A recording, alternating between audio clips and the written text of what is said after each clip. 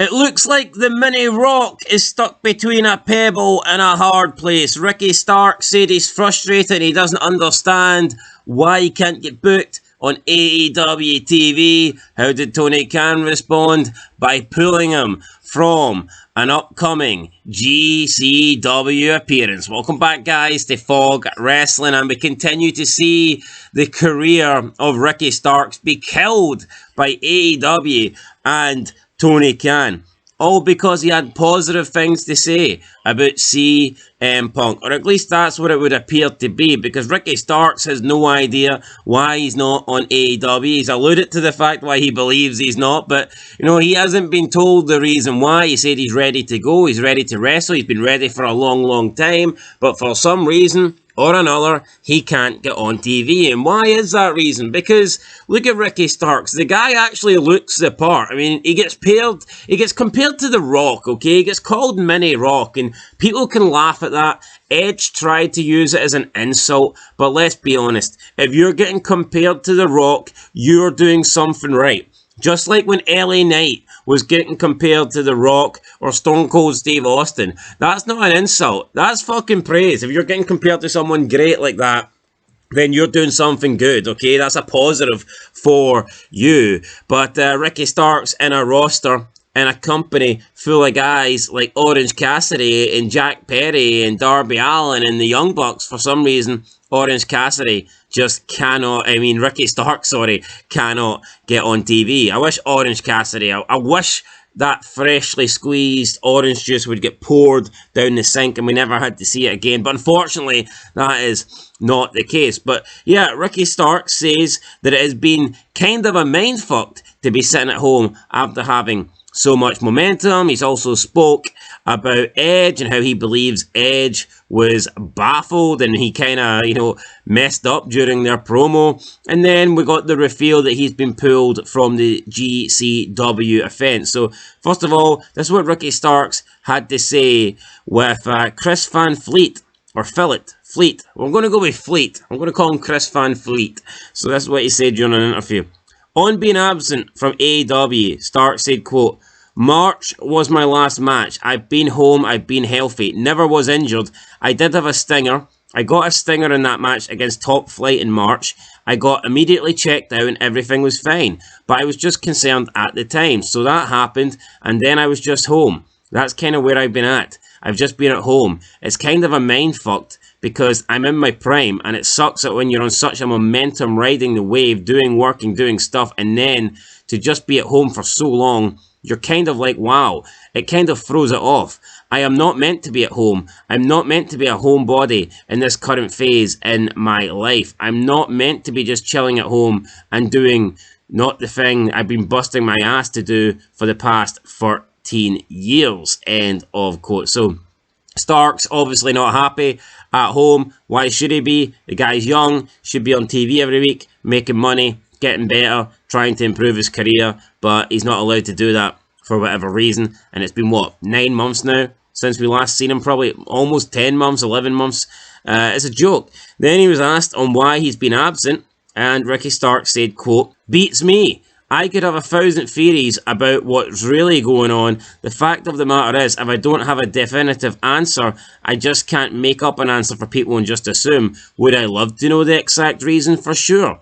Do I have speculations about why? Absolutely. But that does nothing to speak on things that I speculate and does nothing for the situation. So I think it's just a matter of it sucks and it's been a very cold day here in Austin. It's been a very cold day. May have been cold for the past 9 months, not sure. But thankfully I have a sweater and I'm ready to keep the warmth going. End of quote. So I mean, he kind of knows the reason. He's not outright just saying it, but I mean, he knows that he should be on AEW and Tony Khan's basically keeping him off. Then when being asked about being missed by the fans, he said, quote, it's incredible. I get so many messages from people who are like, hey, we don't know what's happening. We don't know what's going on, but we miss you. We hope that you're mentally okay. Obviously, I would love to give an answer of what's the definitive answer, and I still maintain the truth of this. I have no clue. I have no clue. So I already know this is going to up the flames too. But yeah, I love the fact that the fans still care. All I know is this, regardless, I'm always going to end up better than my situation. I always going to end up better than the circumstances I'm currently in. That's just how it works for me. I can't lose. End of quote. So, I mean, again, thanking the fans. Then he was asked if he believes he's been punished, and he said, quote, I don't think that's ever crossed my mind of like you're being punished, because that wouldn't serve me at all to think like that.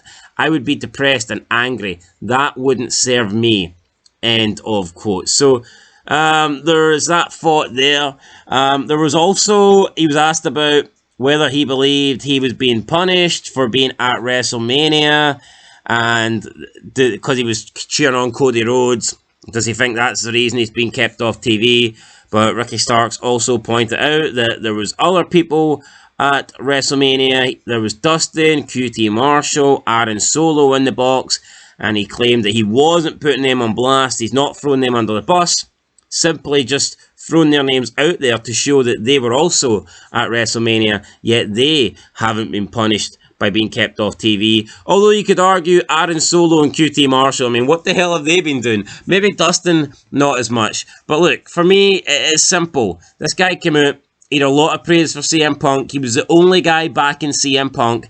You look at FTR. FTR claimed to be big Punk guys. You know, they kissed Punk's ass while he was there. And as soon as Punk got sacked, as soon as Tony Khan kicked Punk at the company, FTR just washed their hands of CM Punk and just never even brought him up. Like absolute shitebags, like cocks for Tony Khan. I mean, at least Ricky Starks is his own man with his own opinions, and nobody can mold Ricky Starks into, you know, what to believe or what to say. So, I mean, Ricky Starks is his own man, it would appear, and that seems to be the reason why he's being kept off TV, which absolutely sucks. Then he went on to speak about how Adam Copeland stumbled and stuttered after getting flustered during their AEW promo segment. Now, obviously, Adam Copeland called him a vanilla midget version of The Rock. And Ricky Starks responded with, quote, that clip goes viral all the time. It's so funny because at the end of it, I wanted to say more. But if you see me smile and say, well, that really sent someone over the edge, I only did that because I knew that this was about to get off track. Here's the thing about that. You might as well call me a great heel. I even hate saying and talking like this, but you might as well call me a great heel because I got somebody so flustered on live TV that they stumbled and stuttered their way into one of the worst insults that you could say that's so passé. So, 2000's a vanilla midget. I could have hit him with the, I'm black, you idiot, but I didn't at the time. You know what I'm saying? I could have did that. I didn't, personally, out of all of that. I don't think that Ricky Starks came out of that looking very bad. You know what I'm saying? It wasn't me that looked bad in that whole situation. It is what it is. The funny thing is, people say AEW, that's where all the unscripted promos are. And then someone's like, Ricky went off a script. Well, wait a minute, hold on. How? What did I do? You know what I'm saying? I didn't do anything. Yeah, what a great promo that was, right? There's no script. End of quote. And I seen this. Chris Van Fleet was basically saying that they both went on script and he was off script, and he was trying to like suggest that, you know, maybe both Ricky Starks and Adam Copeland got that promo wrong. And honestly, man, Ricky Starks done nothing wrong that night. Adam Copeland just got annoyed that I think Ricky Starks was coming out better on the mic. And Adam Copeland did. He went for the low-hanging fruit and he called him a vanilla midget of The Rock. And he stuttered his way through doing it as well. So, to me, Ricky Starks handled himself professionally, and he came back with that one line or that one comment about over the edge, and that was it. He left it. I mean, Ricky Starks could have went off script. You know, he could have insulted Edge and came out with the whole "I'm black" stuff, you idiot, but he didn't. I thought Ricky Starks looked good in that promo, and yeah, I thought Edge was kind of embarrassing, to be honest. And finally, Ricky Starks has been pulled from all his upcoming GCW appearances.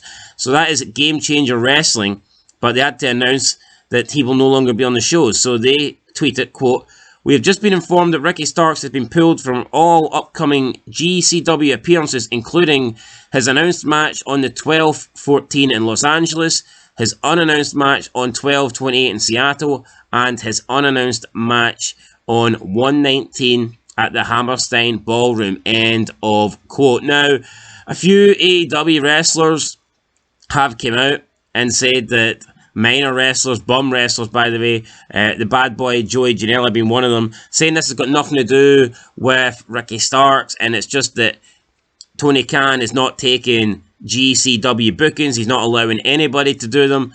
If that's the case, then how was Ricky Starks even allowed to take it in the first place? How was Ricky Starks allowed to be announced for this show? Then it gets cancelled. It definitely seems like this is because of his comments. So this cancellation comes a few days after this interview, and Ricky Starks was already announced for the first match. So there's 3 matches. The first one he was already announced, but then a couple of days after his interview about him being mindfucked about not being on TV, all of a sudden it gets cancelled, and AEW say that he's not allowed to take that booking. So it is what it is. We had the GCW promoter going a big rant about how Ricky Starks and wrestlers are supposed to be like independent contractors, yet these companies still hold the power over them. It was a long read, so I'm not going to read it all, but if you're interested, then you can check out their GCW Weekly podcast with promoter Brett Lauderdale, and he addressed the entire situation, kind of bashing AEW a little bit and the whole independent contract situation. I don't think it's right. Ricky Starks in his prime, young, and his career's just wasting away because, you know, he didn't want to bash CM Punk because he took CM Punk's side. But it is what it is. Eventually he'll get out of this contract. Either Tony Khan will have to come to his senses and push Ricky Starks, or he'll be able to run this contract down and then move to the WWE, and I'm sure they will take him. Anyway, that's it, guys. Till next time, catch you in the next one. Leave a like, leave a comment, subscribe, and peace.